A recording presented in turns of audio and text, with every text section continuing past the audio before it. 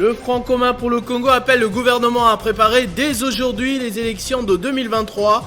André Alain Atundu a, au cours d'un point de presse ce mercredi, appelé à la mise en place d'un plan budgétaire pour son financement.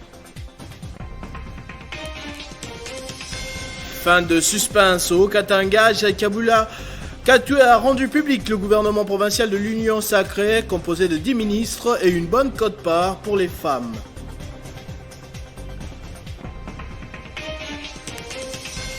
La République démocratique du Congo et la Russie renforcent les liens de coopération en matière de sécurité. Le ministre de la Défense nationale a accordé une audience à ces sujets à l'ambassadeur russe, accrédité à Kinshasa.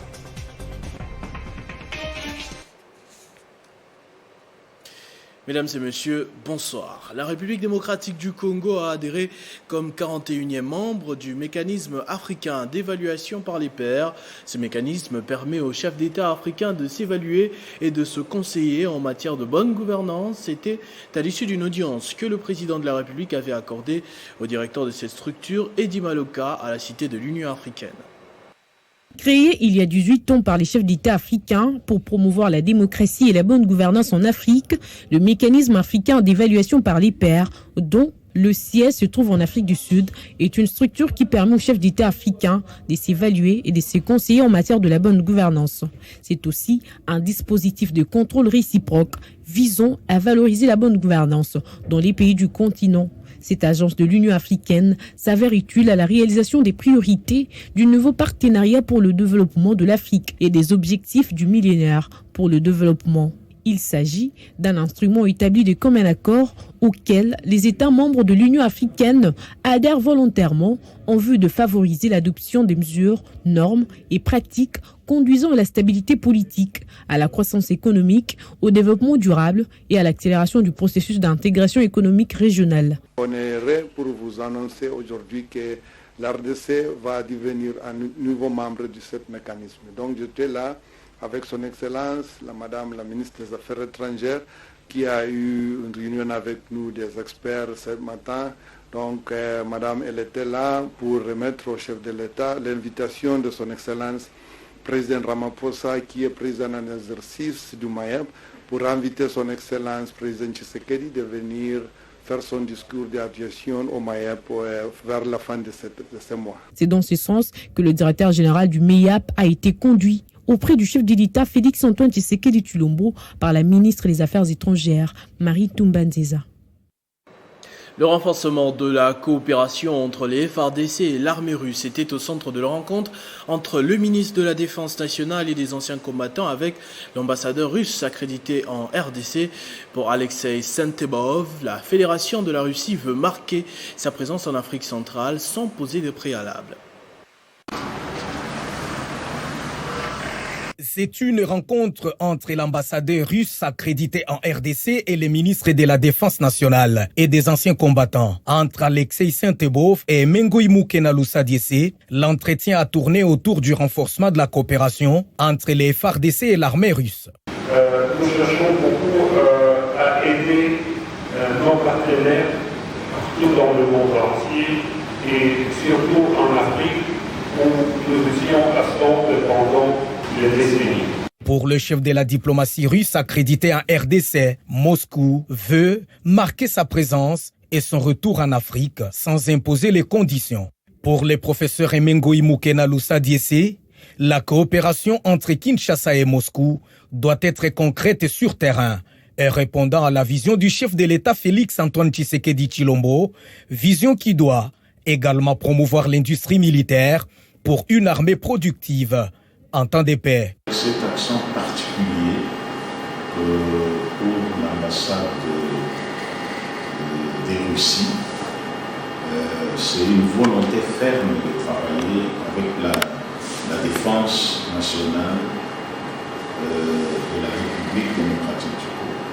Travailler concrètement sur le terrain et dans la collaboration étroite qui commence par la formation et tout ce qui peut aller avec le soutien d'une armée africaine attaquée par Andy qui se réalise au niveau international et qui sont ici chez nous. L'ambassadeur russe n'a pas hésité d'inviter les ministres de la Défense nationale à participer au forum de l'armée de son pays qui sera organisé dans les jours les plus proches. Pour son initiative de ramassage d'armes et effets militaires dans la partie est du pays, le député national Patrick Munyomo a reçu les encouragements de l'ambassadeur d'Espagne qui a promis son soutien à la fondation Patrick Munyomo. La seconde partie de l'entretien a tourné autour de son projet d'octroi des bourses d'études en faveur des finalistes de la ville de Goma. C'est une séance de travail sur invitation de l'ambassadeur du Royaume d'Espagne à sa résidence. L'ambassadeur voulait encourager le député national Patrick Munyomo pour son initiative de ramassage d'armes et effets militaires dans la ville de Goma et ses environs. Un projet qui a abouti à plus de 500 effets militaires, contribuant ainsi à la diminution sensible des armes détenues illégalement par la population civile. Au nom du Royaume d'Espagne, l'ambassadeur a promis son soutien à la fondation Patrick Munyomo pour toute initiative allant dans le sens du rétablissement de la paix et l'amélioration du social de la population. À son tour, le député national Patrick Munyomo a présenté à l'ambassadeur le projet d'octroi des bourses d'études en faveur des finalistes. Je suis venu répondre à l'invitation de l'ambassadeur d'Espagne. Nous avons parlé de beaucoup de sujets, mais de ce qui concerne le Nord Kivu, pour l'ambassadeur, il m'a parlé qu'il y a des projets d'octroi des bourses d'études et par rapport à cela, je serai obligé d'entrer en contact pour sélectionner des étudiants qui vont en bénéficier. Et donc, je crois que c'est le début du jumelage entre l'Espagne et la RDC à travers la fondation Patrick Munyomo que je représente. Il s'y est dénoté que les finalistes du secondaire de la province du Nord Kivu, en particulier de la ville de Goma, en seront bénéficiaires dès l'année académique 2021-2022. La population doute et s'inquiète au sujet de la tenue des élections en 2023 que certaines langues prédisent déjà comme impossible. Le Front commun pour le Congo réagit et recommande au gouvernement de mettre en place un plan budgétaire pour le financement des élections. Une affirmation de la plateforme rendue publique au cours d'un point de presse tenu par l'ambassadeur André Alain Atundu. Depuis quelque temps, les déclarations faites au sein de l'UDPS donnent à penser que les élections prévues en 2023 ne seront pas organisées. Ces propos ont pris de la consistance et de l'ampleur dans l'opinion nationale au point de susciter une déclaration alarmante de la SYNCO. En réponse, la direction de la communication de la présidence a réagi de façon violente contre les évêques catholiques. Ces déclarations du camp présidentiel n'ont pas réussi à apaiser les esprits, puisque M. Katende s'est fait en des termes sibyllins l'écho d'une inquiétude profonde de l'opinion nationale à ce propos. Aucune information sur la disponibilité du budget et d'un plan d'exécution sur l'ensemble de la République n'est disponible. À dire d'experts, il faudrait 350 millions de dollars américains pour recenser la population congolaise sans aucune indication précise sur le délai de l'opération. Il en faudrait autant pour l'organisation des élections.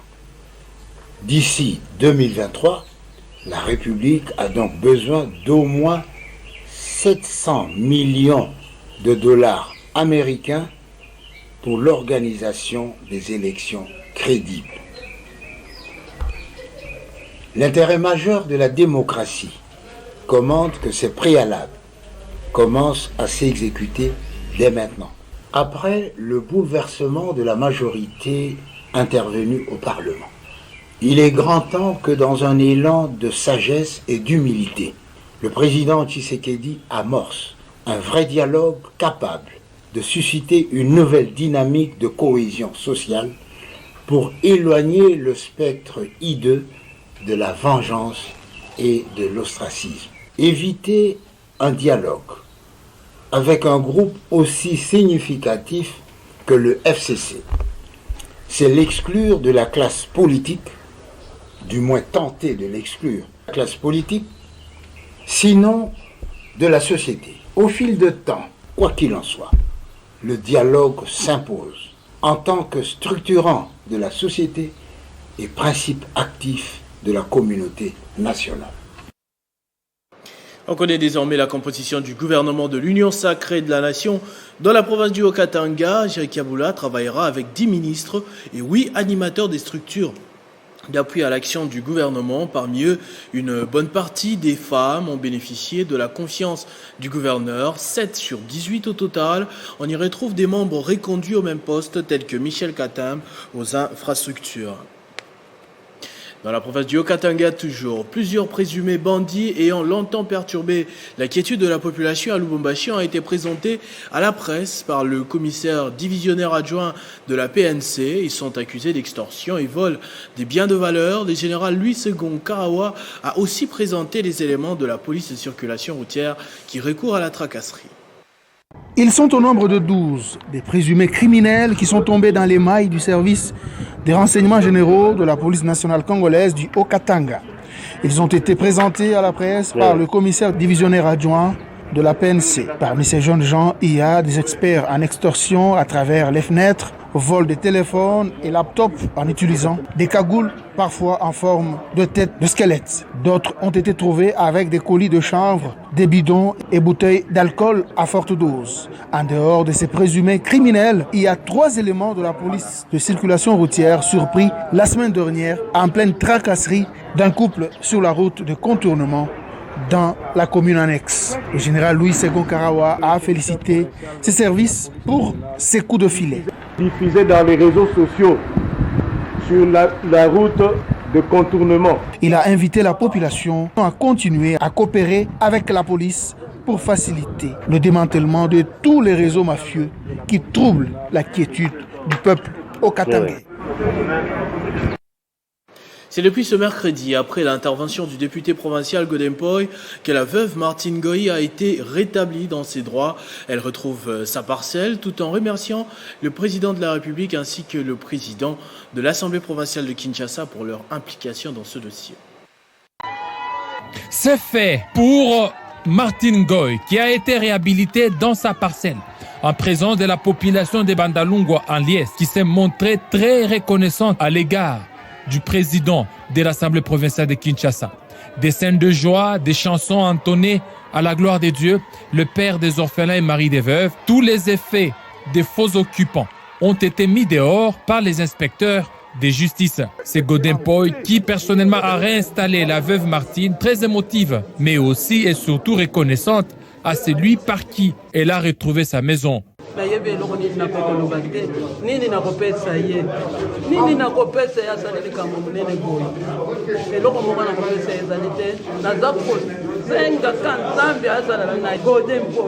Occasion pour le président de l'APK de saluer le dénouement heureux de cette affaire. Ce n'est pas un homme qui a fait ça, donc c'est grâce à Dieu que notre maman est rétablie. Moi, mon travail, c'est d'agir en tant qu'élu de Bandalungwa. Le reste, c'est Dieu qui a compris sa miséricorde en faveur d'une veuve. Les gens doivent savoir que dans la vie, vous pouvez avoir des problèmes avec tout le monde, sauf avec les veuves et les orphelins. Cette réinstallation est le fruit des multiples efforts et démarches entreprises par le président de l'Assemblée provinciale de Kinshasa, Godempoy, auprès des services judiciaires et de la police dans le but de réparer les déguerpissements illégaux dont était victime la veuve Martine Ngoï. L'autorité morale de l'Alliance pour la bonne gouvernance, Jonathan Bialosu-Kawata, a offert à la province du Kwango une morgue moderne, une première pour la région depuis l'époque coloniale.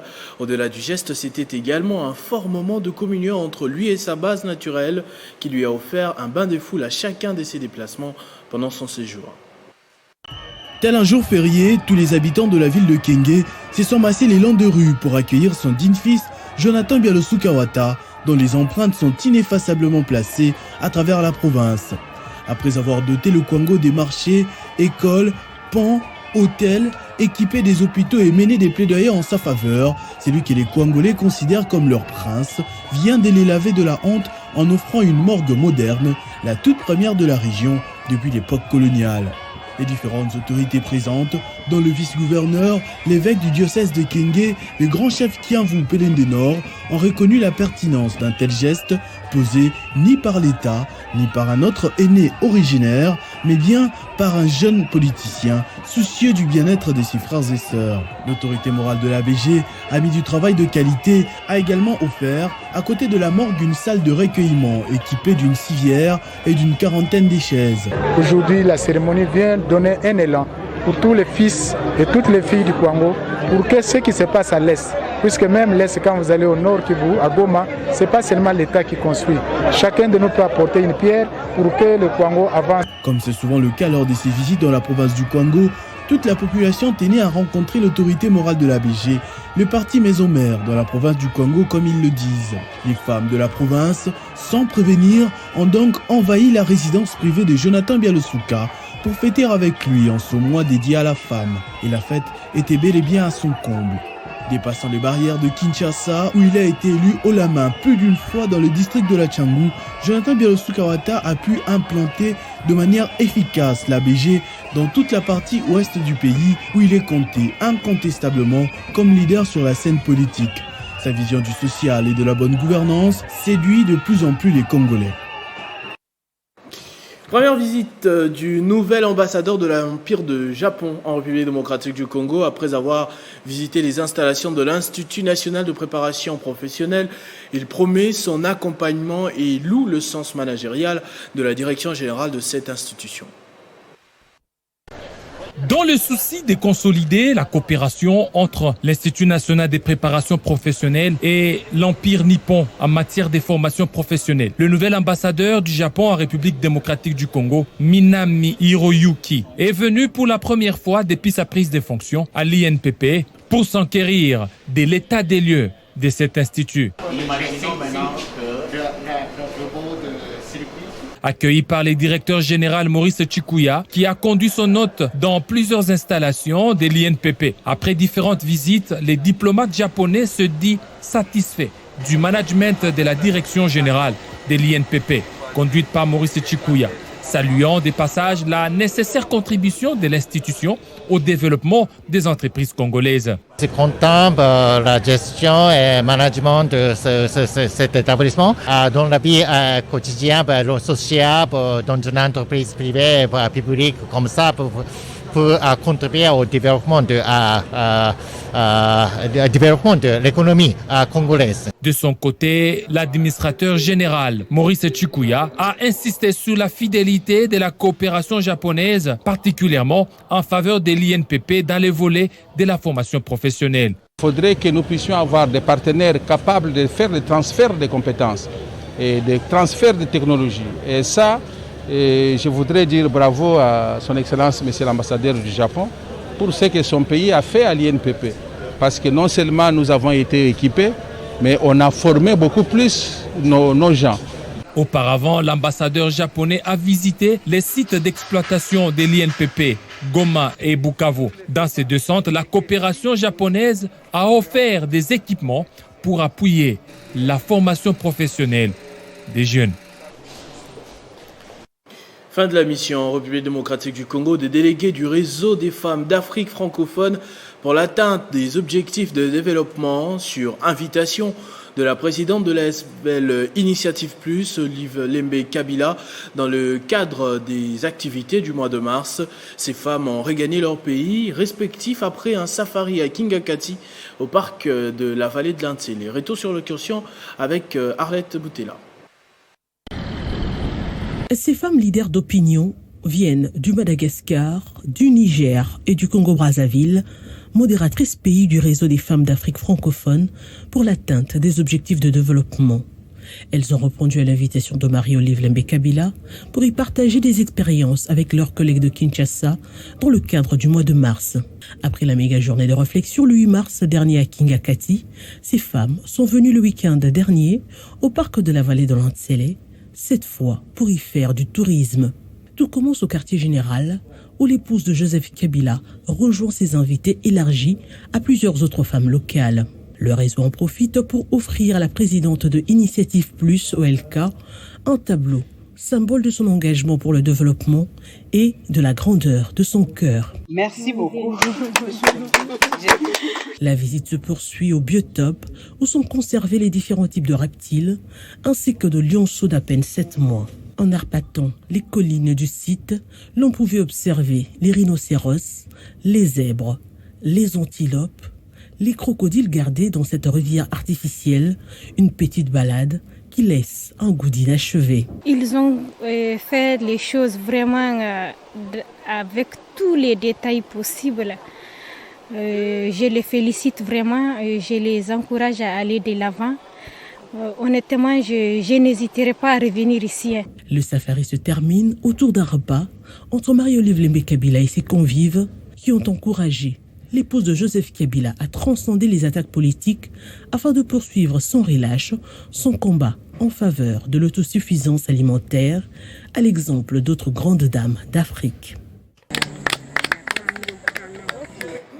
Lutte contre les antivaleurs en République démocratique du Congo, les réseaux des parlementaires africains contre la corruption, APNAC, vient de signer un partenariat avec 2 associations de la société civile. L'objectif, selon Passisa Pamba Jean-Pierre, son président, est de veiller la conscience de la population sur les dangers qui guettent le pays avec ce fléau. Engagé depuis plusieurs années dans la lutte contre la corruption, l'APNAC RDC veut, à travers cette signature de partenariat avec les 2 associations de la société civile, prêcher l'éveil des consciences de la population contre ces fléaux. L'action maintenant du député de lutte contre les antivaleurs, c'est une action qui semble être maintenant comprise par la population.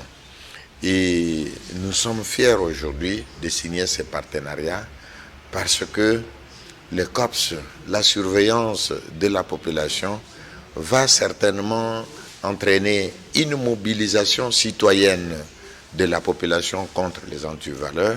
Cette campagne que s'associe d'un côté les comités populaires pour la surveillance, COPS en sigle, et de l'autre côté l'élite intelligente composée en majorité par les étudiants, dont le go pour une formation équilibrée en matière de la bonne gouvernance en RDC. C'est un protocole qui vient matérialiser le désir de la population congolaise de pouvoir bénéficier des richesses du sol et du sous-sol.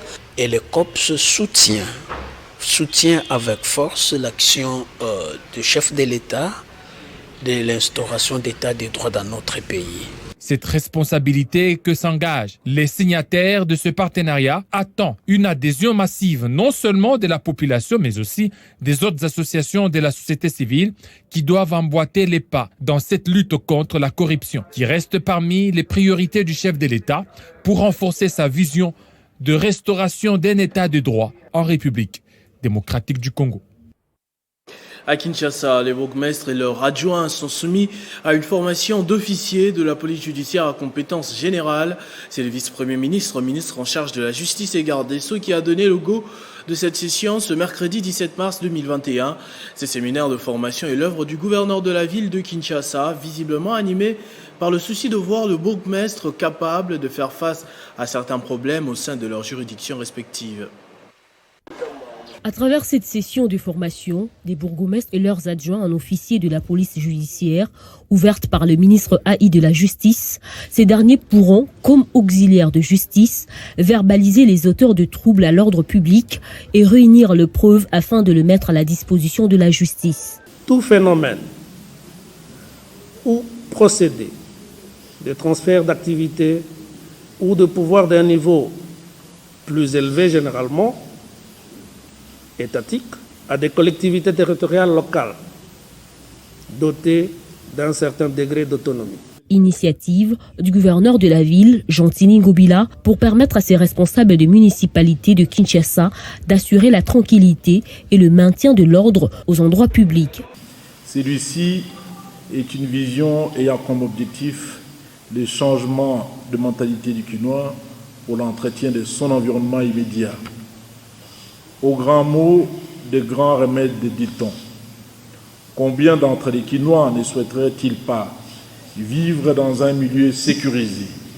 Des assises organisées par l'Institut national de formation judiciaire. Le travail qui s'est fait et l'effort à faire, c'est d'atteindre le plus possible du monde pour permettre à ce que ces opportunités soient données à tout un chacun dans la mesure où l'Institut a formé le personnel du monde judiciaire. Ce séminaire de formation de bourgmestres en officier de police judiciaire à compétences générales a pour objectif aussi de lutter contre le banditisme urbain.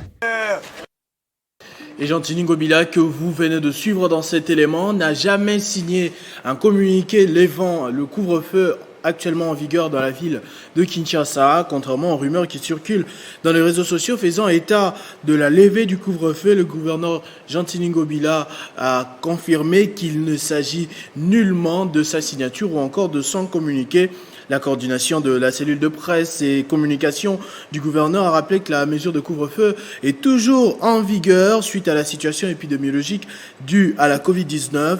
Une décision qui a été prise par le président de la République, chef de l'État, Félix-Antoine Tshisekedi Tshilombo, et qui ne pourrait être levée par le gouverneur Jean-Tini Ngobila. L'hôtel de ville demande à toute la population de Kinshasa de continuer à observer scrupuleusement la décision prise par le président de la République.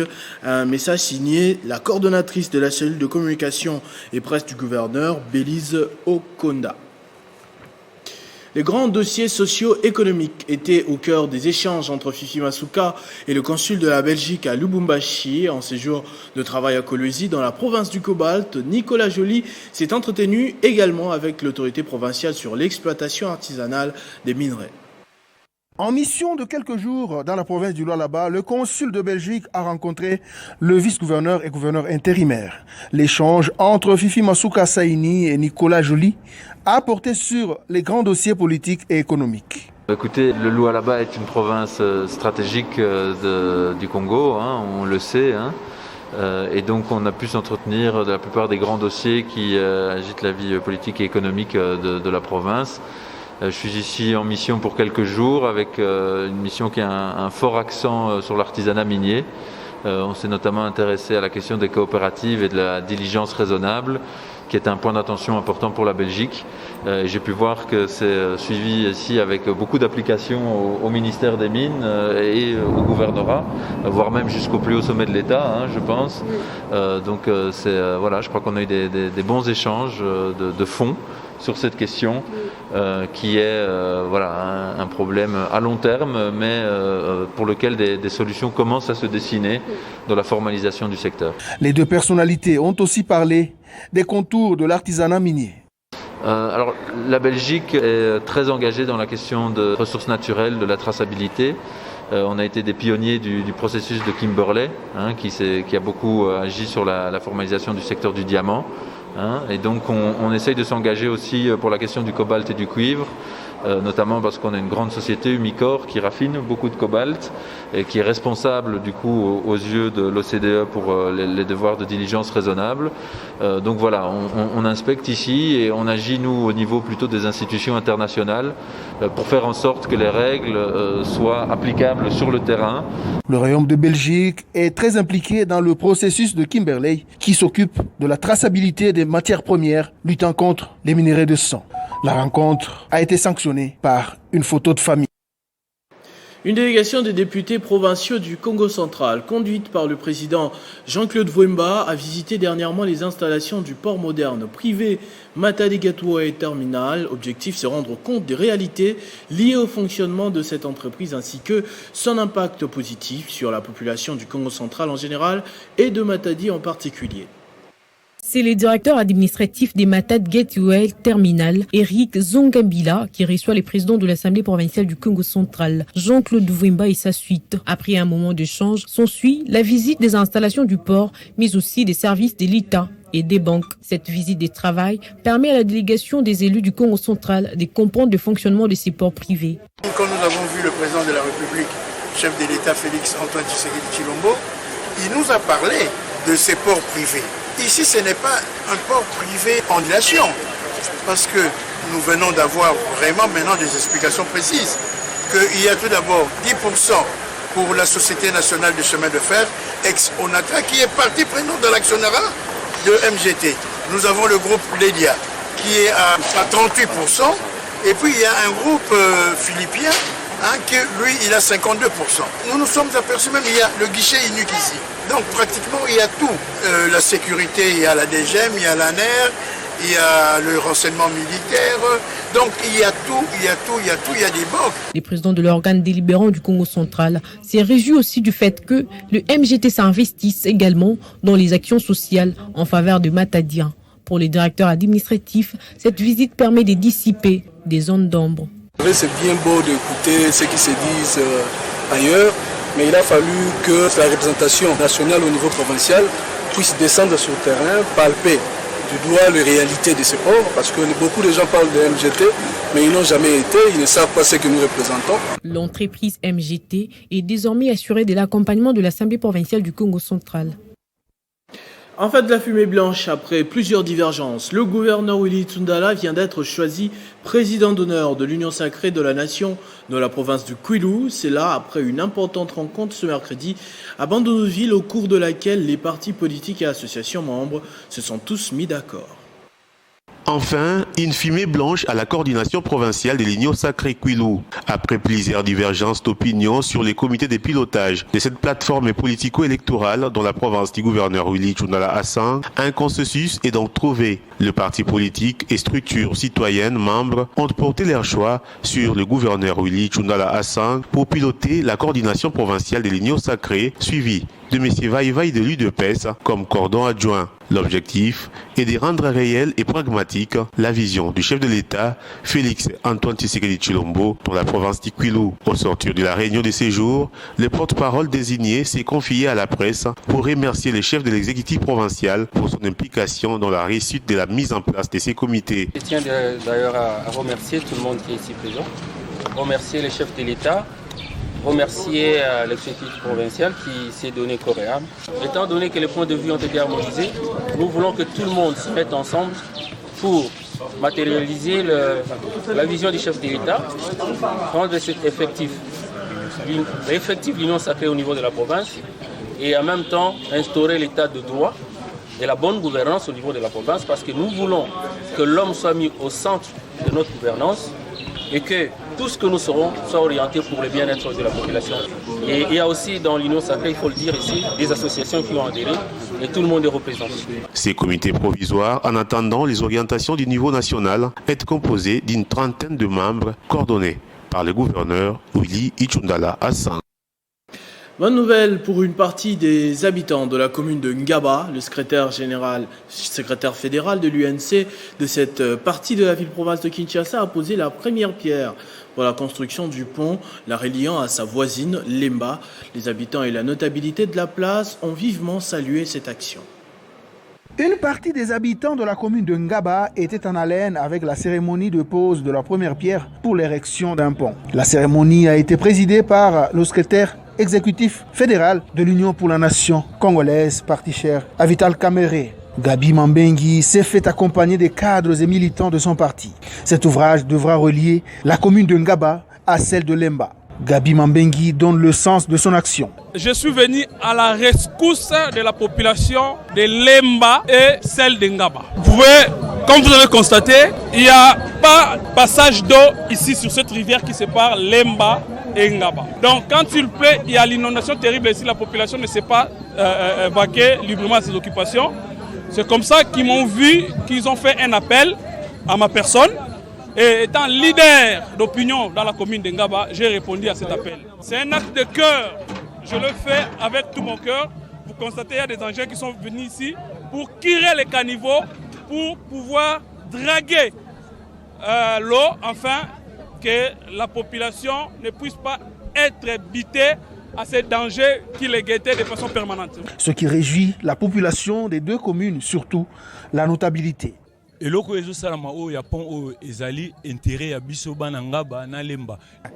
À chaque tombée des pluies torrentielles, le coin est souvent enclavé à cause du débordement des eaux de la rivière Yolo, ce qui rend pratiquement difficile la circulation des personnes dans cette contrée. La construction du pont va sensiblement soulager la population.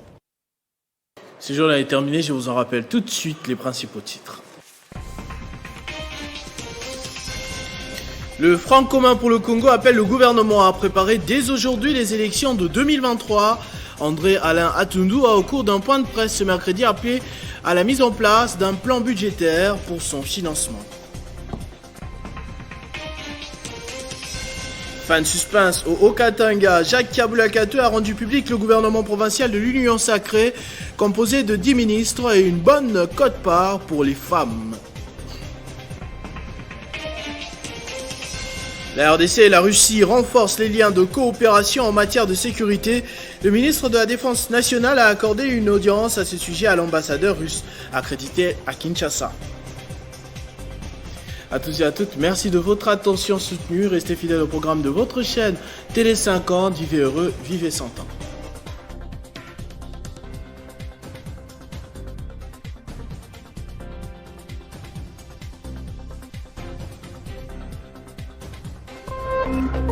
Téléchargez les infos Télé 50 sur www.tele50.cd. Dans le souci de satisfaire son aimable clientèle, Equity BCDC a procédé à la migration de tous ses distributeurs automatiques de billets afin qu'ils acceptent un plus grand nombre de cartes internationales. Visa, Mastercard, China Union Pay et American Express. Cette mise à jour a occasionné quelques perturbations et la situation est en cours de rétablissement. Equity BCDC vous prie de l'excuser pour les différents désagréments occasionnés à cet effet. Elle procède au remplacement gratuit des cartes locales suivantes: Malachite, Saphir et Ivoire. Merci de vous rendre à l'agence Equity BCDC la plus proche pour ce faire. La nouvelle carte vous donnera accès à un réseau de plus de 200 distributeurs automatiques et plus de 3000 agents bancaires Cash Express en RDC. Equity BCDC vous informe que vous pouvez commander les cartes internationales suivantes auprès de toutes ces agences. 1. Toutes les cartes de la gamme Visa, les cartes Prestige, Infinite et Platinum, la Visa Gold, la Visa Classique ainsi que la Visa Business. 2. Les cartes Mastercard, crédit et débit et Mastercard prépayé. 3. La carte China Union Pay. Equity BCDC vous informe que toutes ces cartes sont sans contact et vous pouvez désormais les utiliser dans un réseau de plus de 700 commerçants à travers le pays. Pour plus d'informations, Contact Center plus 243 81 830 27 00 plus 243 99 601 80 00. Mail @equitybcdc.cd. Merci de votre fidélité. Le gouverneur de la ville de Kinshasa informe tous les contribuables, personnes morales et physiques assujetties à l'impôt sur les véhicules et à la taxe spéciale de circulation routière vignette, exercice 2020, que le recouvrement forcé, initialement prévu le lundi 15 mars, est renvoyé à ce jeudi 18 mars. À cet effet, il invite tous les propriétaires des véhicules automobiles, remorques et semi-remorques, les véhicules tracteurs, les bateaux et les embarcations à propulsion mécanique, les baleinières, les barges et autres embarcations remorquées, de s'acquitter de leurs devoirs civiques pour circuler librement. Les agents de la Direction générale des recettes de Kinshasa et la police nationale congolaise vont se déployer sur toute l'étendue de la ville de Kinshasa pour poursuivre les défaillants en paiement. Fait à Kinshasa ce 17 mars, communiqué signé Jean Tiningo Bilambaka.